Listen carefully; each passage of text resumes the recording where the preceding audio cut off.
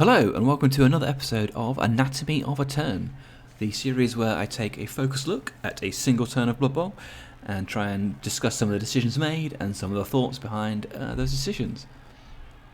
Okay, so here we have a game in the official NAF Welsh Open tournament, and it's my Undead versus Spartaco's Wood Elves. 8 skills apiece, and I've got some guards, some tackle, some block. Spartaco's got a variety of skills, some dodge lineman, frenzy war dancer, strip ball war dancer, that kind of stuff. Okay, so just going into my turn.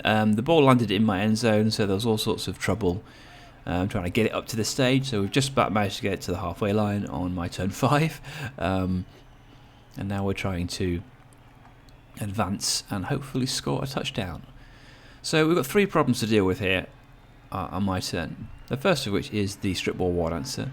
He's on the ground here at the moment, and I'm not going to be able to get out of his threat range regardless of where I go, because this tree man's in the way, and there's no way of getting through this line.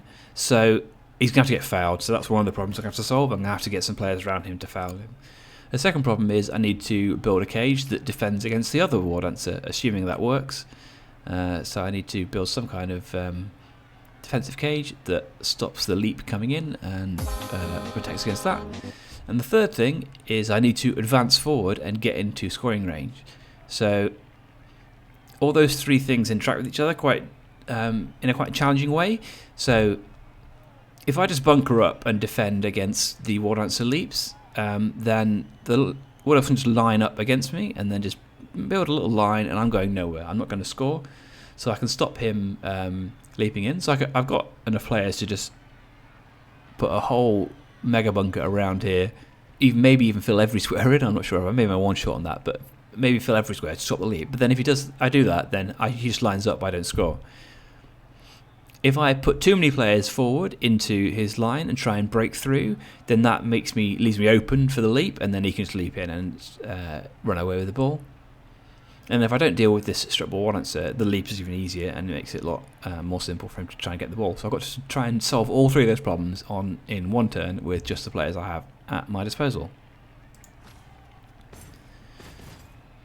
So what I'm going to try and do is create a gap here to make a cage. Try and knock over some of these wood elves. That didn't work with tackle, but we've got a block guy here, so maybe he'll do it. Okay. Why won't you die? But we've made a little area where it's going to be difficult for him to push these guys back, and now we're going to form a little cage here.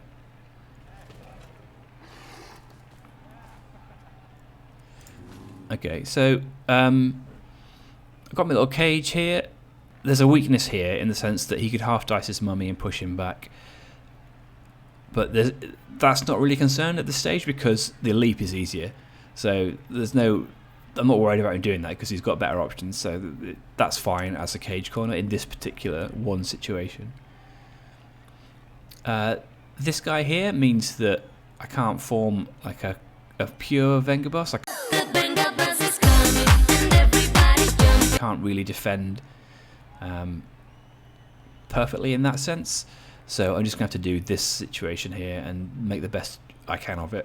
Okay, so this is the best we can do in terms of protecting against the leap. We've got our cage corner here, which lends an additional assist against the foul. We'll have to do what we can there. We can't lend any additional assists to that foul because if we do so, we're going to be weakening the cage against the leap from the other war dancer. And now we need to try and deal with the problem of getting through in my next turn and hopefully getting the cage into a scoring area. And the one point of weakness in this defense is here. So this treeman is rooted. So if I can just move this guy, I can get a line of movement through here, and then he's defending the whole width of the pitch. At the moment, this tree man is locking off me centralising, and so he can just use all of his players. He's still got 11 wood elves at this point to just line off here. So 11 wood elves defending half the pitch. It's just impossible to get through. So I need to try and move this guy. And so the way I'm going to do that is I'm going to do 2 go for it's with this mummy. I've only got 2 rerolls left. It's kind of risky, but I'm playing against Spartaco, one of the best players in the world, and I have slightly tricky half with where the ball landed, so I'm just going to have to take some positive risks. Okay, that worked, and now I did that. I done the foul against the Wood Elf, War Dancer, and lucky enough, I got not just an armor break, but a KO as well, so that's great. Finally, I did a dodge with this skeleton away from the Rooted Treeman, because there's no point leaving him there, no point standing up to get blocked. Might as well just take a dodge, and then even if it fails next turn, hopefully I can get up and do something with him. It failed, but that's fine. Okay, so we've got this cage now at the end of my turn, going into the Wood Elf's turn 5, and the ball is on a wrestle guy because of various previous incidents, but his strip ball guy is now gone away, so I need to. I'm less worried about him coming in. So he's got this War Dancer. He can leap in here, and if he moves a guy in here to cancel some assists, he's got 1 dice, but with Frenzy going into 2 dice with a guard here, and also there's a tackle man there. So if he does go in, he's getting hit with tackle, potentially hopefully losing his last War Dancer. And even more than that, if he goes in now, he's kind of giving up the entire drive.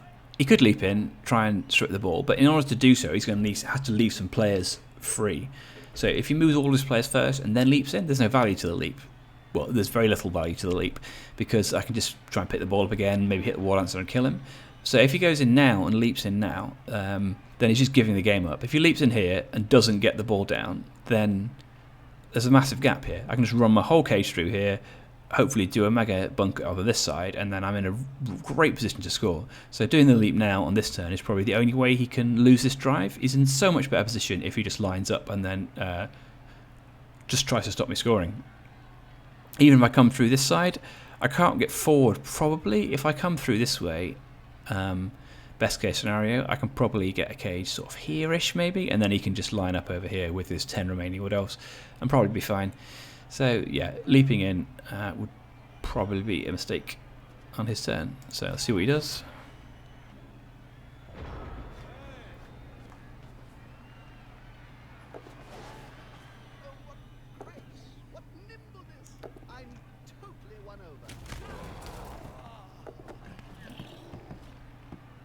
No! God, please, no! No!